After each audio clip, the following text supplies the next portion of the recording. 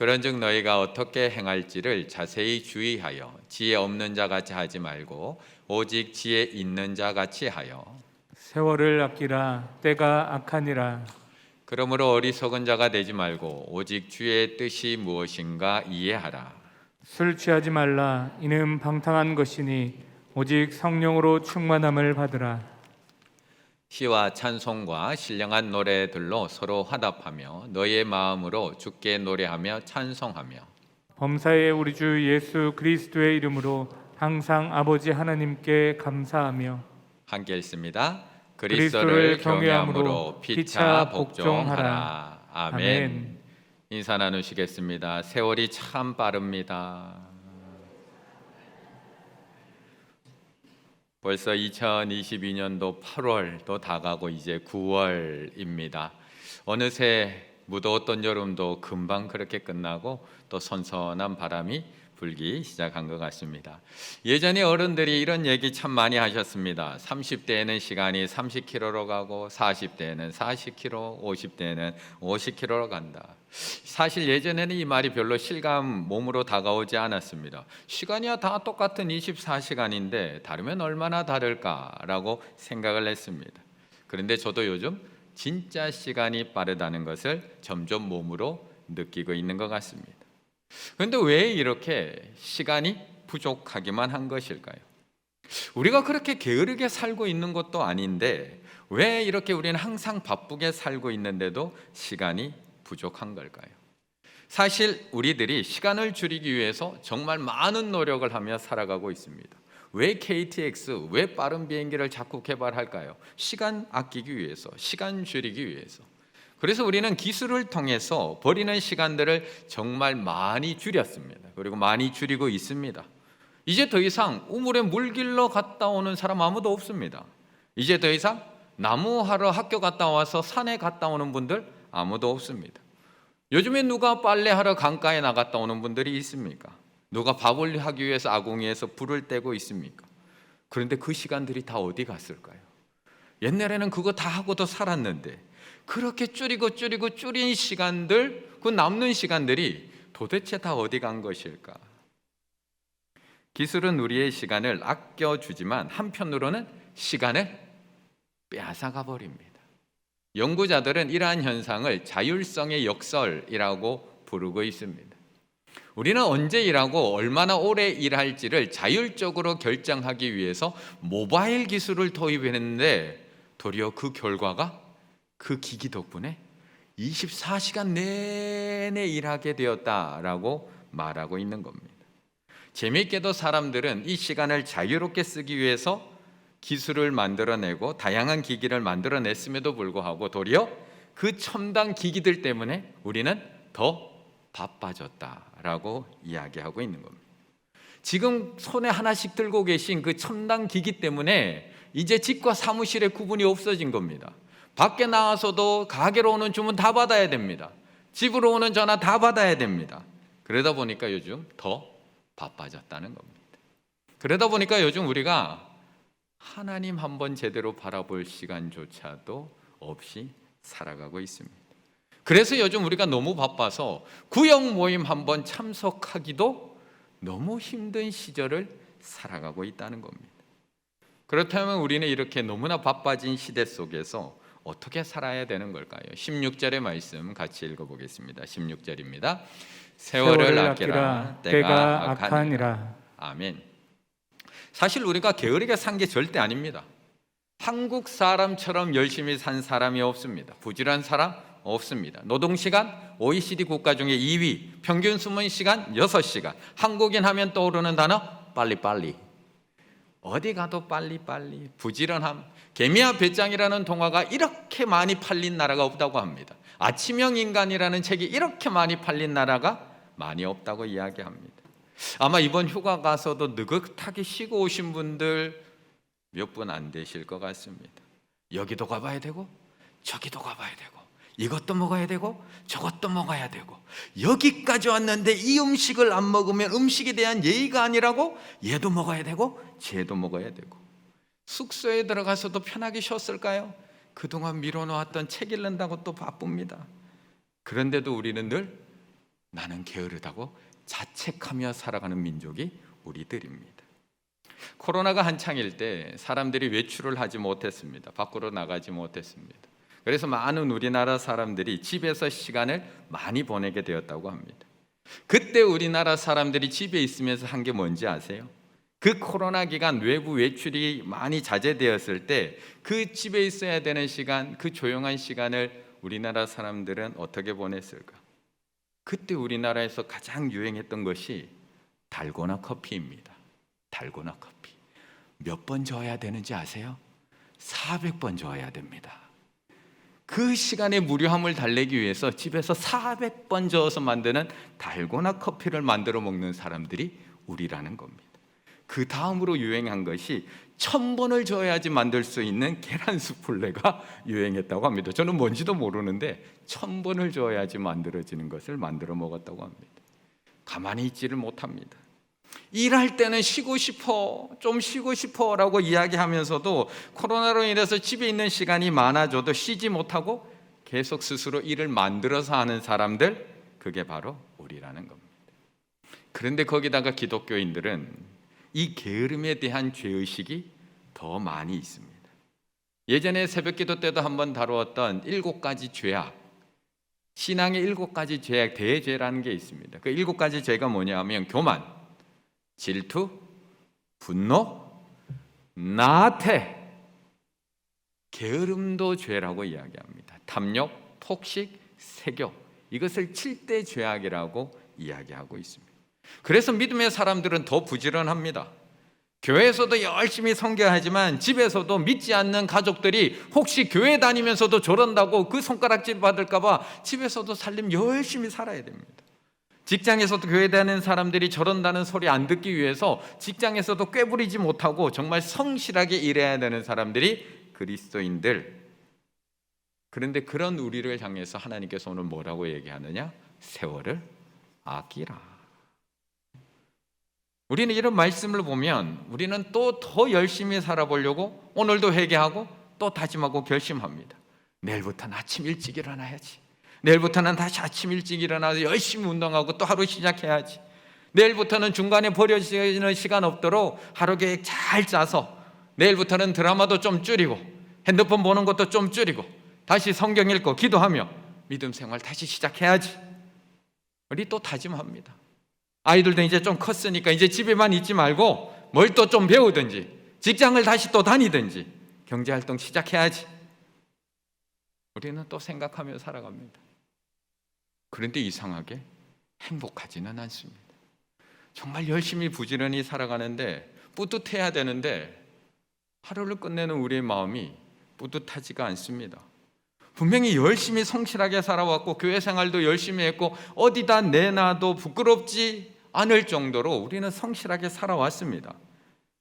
그런데 어느 날 문득 우리에게 드는 생각, 내가 무엇을 위해서 이렇게 열심히 살아왔지? 내가 뭘 위해서 이렇게 열심히 살아왔을까? 지금까지 정말 쉼없이 여기까지 달려왔는데 왜 마음이 이렇게 허무하기만 한 걸까? 이게 우리들의 마음이라는 겁니다. 우리는 삶이 허무하다라는 그 생각으로부터 자유로울 수가 없습니다. 어느 날 갑자기 내가 뭘 위해서 이렇게 열심히 살아왔을까? 라는 생각이 문득 떠오르는 순간 허무함이 물밀듯이 밀려오게 됩니다. 마치 릴레이 경주에서 1위로 결승선을 통과한 선수의 손에 바통이 없는 것과도 흡사합니다. 생각해 보세요. 혼신의 힘을 다해서 1등으로 결승선을 딱 통과했는데 릴레이 경주에서 바통이 손에 없습니다. 분명히 1등으로 통과했는데 탈락입니다. 왜요? 바통이 손에 없으니까. 100세 인생을 살고 있으면서도 혹시라도 바통이 없이 릴레이 경주를 하고 있는 건 아닌지, 내가 그렇게 열심히 달려가고만 있는 건 아닌지 되돌아봐야 합니다. 바통 없는 달리기는, 릴레이 선수는 가치 없는 삶을 살아가고 있는 것과 마찬가지입니다. 열심히 달려가고 있습니다. 우리 다 1등을 향해서 열심히 달려가고 있는데 결승선 딱 통과하니까 바통이 없는 허무한 인생. 그래서 오늘 본문에서 하나님께서는 세월을 아끼라고 말씀을 합니다. 그런데 그 세월을 아끼라는 말씀 앞에 무엇으로 전제하고 있느냐 하면 15절이 이렇게 전제하고 있습니다. 그런즉 너희가 어떻게 행할지를 자세히 주의하여 지혜 없는 자 같이 하지 말고 오직 지혜 있는 자 같이 하여 16절 세월을 아끼라. 이렇게 연결되고 있다는 겁니다. 1분 1초를 아껴서 쓰는 건 너무 중요합니다. 열심히 살고 부지런하게 사는 건 너무 중요합니다. 그런데 무조건 아끼고 부지런하게 사는 것이 중요한 것이 아니라 내가 무엇 때문에 열심히 달려가고 있는지, 도대체 내가 손에 어떤 바통을 쥐고 지금 열심히 쥐고 달려가고 있는지 그것을 아는 자가 지혜 있는 자다라고 말씀하고 있는 겁니다. 그렇다면 우리 성도님들은 지금 어떤 바통을 손에 쥐고 그렇게 열심히 달려가고 계시는가요? 무엇 때문에 하루하루를 그렇게 부지런하게 살고 계시는가요?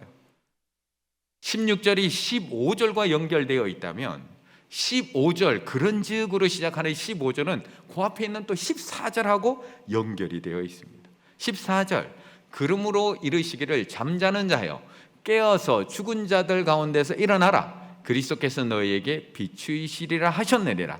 그런즉 너희가 어떻게 행할지를 자세히 주의하여 지혜 없는 자 같이 하지 말고 오직 지혜 있는 자 같이 하여 16절 세월을 아끼라고 연결이 된다는 겁니다. 지금 앞에는 오늘 본문 앞에는 계속 빛의 자녀에 대해서 말씀하고 있습니다. 빛의 자녀처럼 행하라. 빛의 열매는 모든 착함과 의로움과 진실합니다. 그러므로 잠자는 자들이여 일어나라. 그리스도께서 너희에게 비춘 빛을 세상에 비추어라. 15절 그런즉 너희가 어떻게 행할지를 주의하라.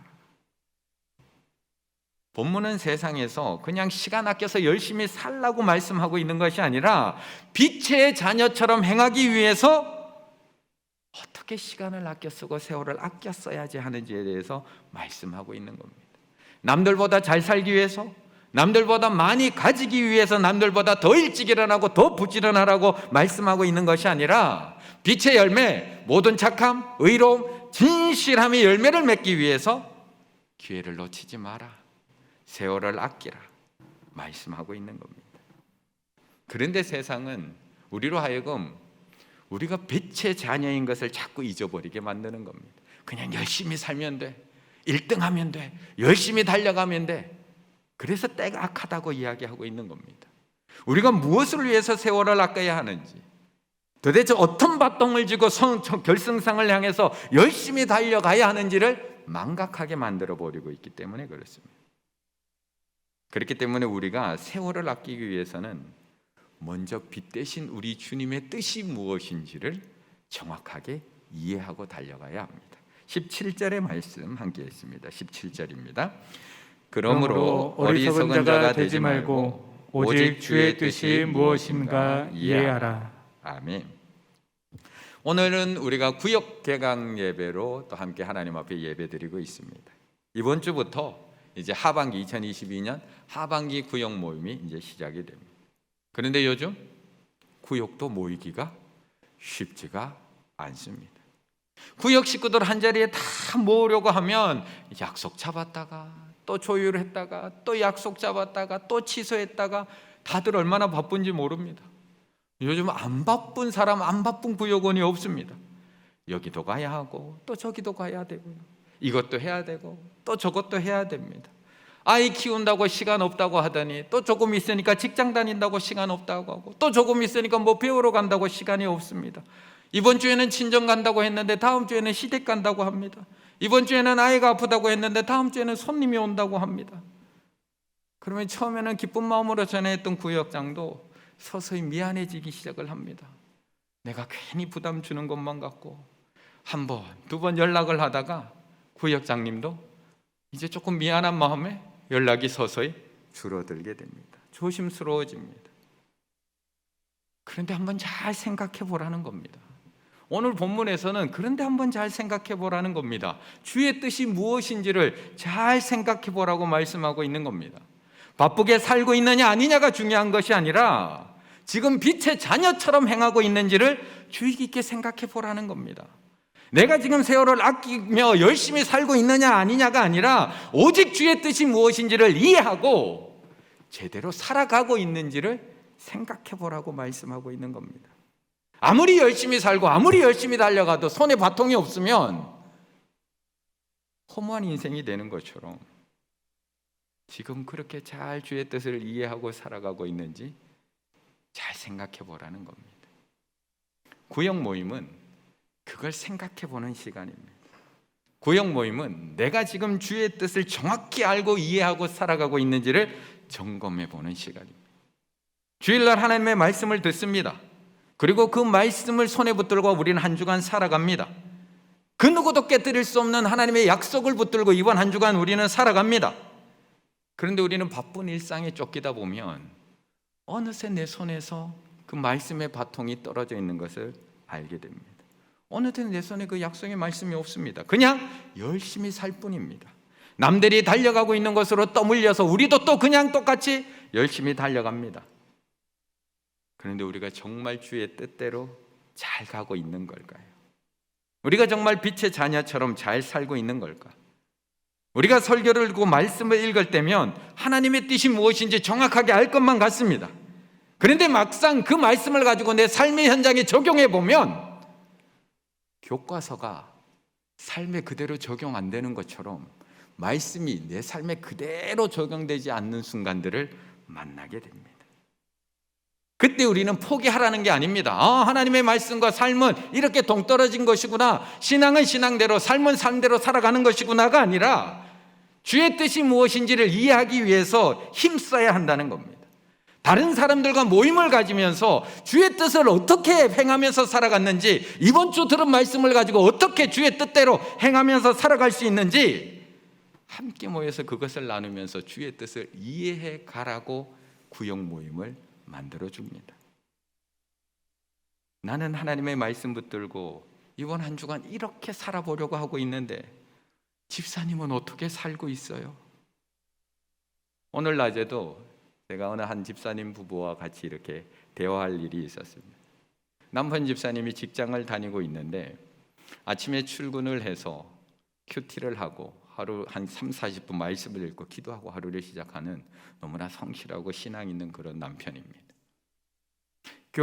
회사 사장님도 성도님입니다. 그래서 가끔 전 직원이 모였을 때 교회 다닌다고 하는 분들 돌아가면서 기도도 시킨다고 합니다. 그래서 기독교인 거를 감추고 싶어도 감출 수도 없답니다. 기도를 시켜가지고. 그런데 늘 고민이랍니다. 내가 어떻게 살아가야 되지? 저 사람들은 내가 기독교인인지 아는데 그러면 내가 어떻게 행해야 되는 거지? 저들을 변화시키기 위해서 어떻게 내가 그들을 섬겨야 되는 거지? 고민이 된다고 합니다. 나는 하나님의 말씀 붙들고 회사에서 빛의 자녀로 살아봤는데 너무 힘들답니다. 장로님은 안 힘드세요? 어떻게 살아가고 계세요? 나는 빛의 열매를 맺기 위해서 모든 착함으로 살아보려고 하는데 사람들은 자꾸 나를 이용하려고만 해요. 나의 착함을 이용하려고만 해요. 권사님은 그럼 그때 어떻게 살아가세요? 계속 제가 참아줘야 되는 건가요? 그냥 당하기만 해야 되는 건가요? 하나님의 뜻이 도대체 뭐예요? 구약 안에서 이런 하나님의 뜻을 묻는 대화들이 계속 이어지는 겁니다. 이번 추석에 시댁에 가야 하는데 시어머니 아직도 믿음이 없으셔요. 제가 가서 어떻게 해야 되는 걸까요? 어떻게 해야지 주의 뜻을 이루는 걸까요? 서로의 이야기를 들으며 주의 뜻이 더욱 분명히 이해되게 됩니다. 나 혼자의 눈으로는 보지 못하는 부분들이 다른 사람의 믿음의 눈을 통해서 보게 되고 이해되어집니다. 이렇게도 역사하시는 하나님, 저렇게도 역사하시는 하나님을 우리는 구역 모임 속에서 발견하게 됩니다. 그러면서 우리는 함께 기도하는 겁니다. 주의 뜻이 무엇인지, 이번 일을 통해서 주의 뜻이 무엇인지 정확하게 알게 해달라고 우리는 함께 기도하는 겁니다. 고난 가운데 있는 구역원들을 두고 같이 기도하는 겁니다. 이 일을 통해서 이 가정에 역사하신 주님의 뜻이 무엇입니까? 우리 이용자 권사님 오늘도 우리 같이 기도했지만 이렇게 질병을 주신 하나님의 뜻이 있을 거 아닙니까? 우리가 같이 기도하면서 그 하나님의 뜻이 무엇인지, 질병 가운데 주시는 하나님의 뜻, 삶의 어려움 가운데 주시는 하나님의 뜻이 무엇입니까? 그것에 대해서 함께 물으면서 그 뜻을 발견해가고 이해해가면서 우리는 믿음으로 이 땅을 살아갈 수 있는 힘을 얻게 된다는 것입니다. 나 혼자 열심히만 살다 보면 놓치는 것들 너무나 많습니다. 그냥 열심히만 달리다 보면 하나님의 일하심 못 볼 때 많이 있습니다. 그래서 한 주간 주의 뜻을 붙들고 열심히 살다가 한 번씩 한 걸음 뒤로 물러나서 전체를 바라볼 수 있어야 됩니다. 화가가 한 폭의 그림을 그리다가 한 걸음 뒤로 물러나서 이렇게 그림 전체를 바라보면서 이해할 수 있듯이 내가 지금 주의 뜻대로 살아가고 있는지 구역 식구들과 함께 한 걸음 뒤로 물러나서 서로를 바라봐 주면서 주님이 너의 삶 속에 일하고 계시잖아, 주님께서 이렇게 너의 삶 속에 역사하고 계시잖아, 이해해주고 서로의 주님의 뜻을 서로 확인하고 알아가는 것. 그때부터 우리의 삶 속에 놀라운 변화들이 일어나게 된다는 것입니다. 주의 뜻이 무엇인지 정확하게 이해하고 하나님의 일하심을 나의 삶 속에서 보게 되면 구역 안에서 놀라운 변화가 시작됩니다. 19절의 말씀 함께 있습니다. 19절입니다. 시와 찬송과 신령한 노래들로 서로 화답하며 너의 마음으로 주께 노래하며 찬송하며. 아멘. 사실 요즘 힘든 일이 더 많으신가요? 기뻐할 일이 더 많으신가요? 요즘 한숨 쉴 일이 더 많으신가요? 주께 노래하고 찬송할 일이 더 많으신가요? 불평하고 원망할 일이 더 많으신가요? 감사할 일이 더 많으신가요? 피차 갈등하고 다툴 일이 더 많으신가요? 피차 복종하고 하나 될 일이 더 많으신가? 그런데 오늘 본문 19절에서 21절까지는 빛의 자녀들에게 일어나는 변화에 대해서 말씀하고 있습니다. 19절, 시와 찬송과 노래들로 서로 화답하며 너의 마음으로 주께 노래하며 찬송하며 범사의 우리 주 예수 그리스도의 이름으로 항상 아버지 하나님께 감사하며 그리스도를 경외함으로 피차 복종하라. 우리도 다 알고 있습니다. 우리가 어떠한 상황에서 찬송해야 하는 것, 어떠한 어려움에서도 감사해야 하는 것, 어떠한 현실 속에서도 그리스도를 경외함으로 피차 복종해야 하는 것 잘 알고 있습니다. 그런데 잘 되던가요? 잘 안 됩니다. 그런데 오직 주의 뜻이 무엇인지를 이해하게 되면 가능하다는 겁니다.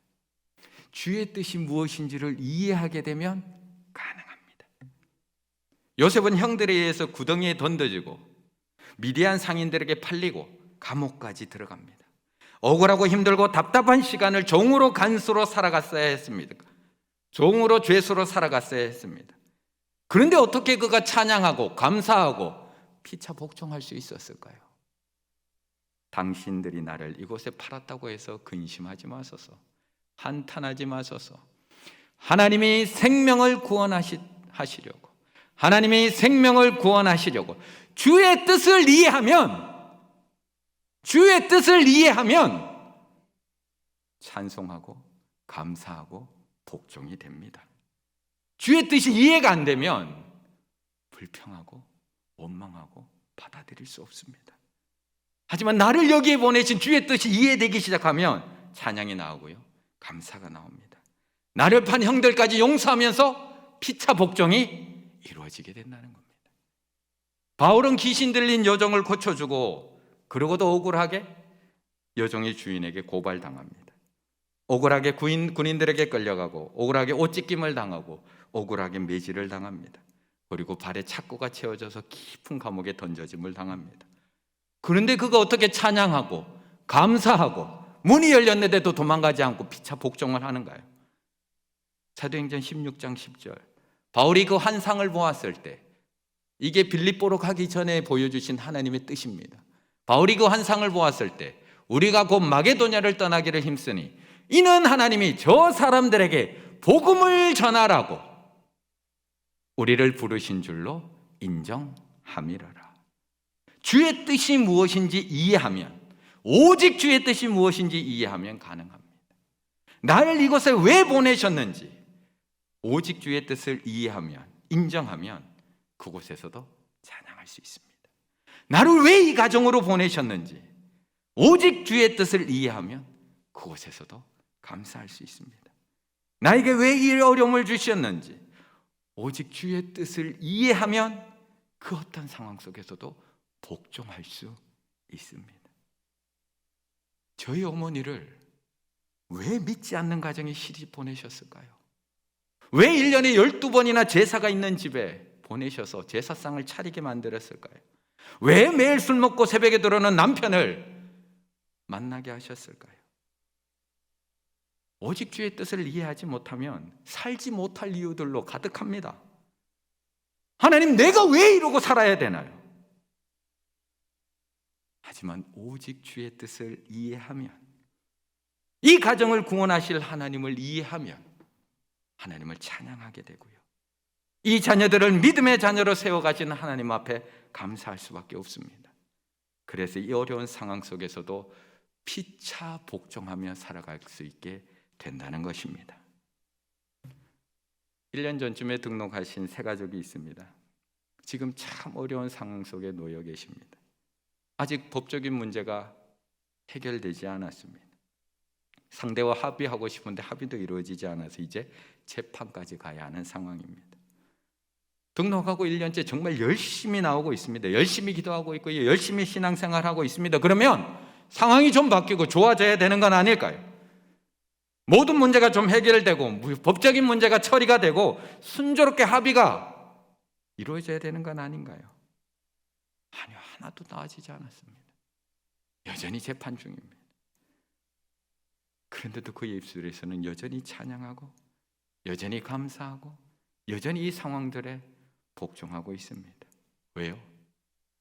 오직 주의 뜻이 무엇인지를 이해했기 때문에, 오직 주의 뜻이 무엇인지 이해했기 때문에, 하나님이 나를 하나님의 자녀 삼으시기 위한 하나님의 뜻임을, 나를 하나님의 온전한 자녀로 만들어가고 계시는 하나님의 손길이 있음을, 주님의 뜻임을, 나로 다른 것 붙들지 않고 하나님만 붙들게 하시고자 하시는 주님의 뜻임을, 오직 주의 뜻이 무엇인지를 이해하고 나면 상황은 바뀌지 않지만 우리 입술에는 찬양과 감사가 흘러나오게 되고 피차 복종함으로 살아갈 수 있게 된다는 것입니다.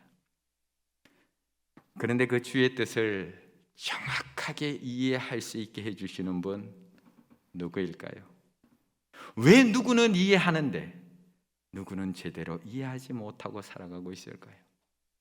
누구는 주의 뜻을 바로 이해해서 어떤 상황 속에서도 감사하고 찬양하고 복종하며 살아가는데 왜 누구는 여전히 주의 뜻을 잘못 이해해서 여전히 분노하고 불평하고 이 상황을 받아들이지 못하는 것일까? 18절, 술 취하지 말라. 이는 방탕한 것이니 오직 성령으로 충만함을 받으라. 17절, 오직 주의 뜻이 무엇인지 이해하라. 18절, 오직 성령의 충만함을 받으라. 오직 주의 뜻이 무엇인지 이해해야지만 나의 삶이 바뀌는데, 그 오직 주의 뜻을 이해하기 위해서는 오직 성령을 통해서만 이해할 수 있게 된다는 것입니다.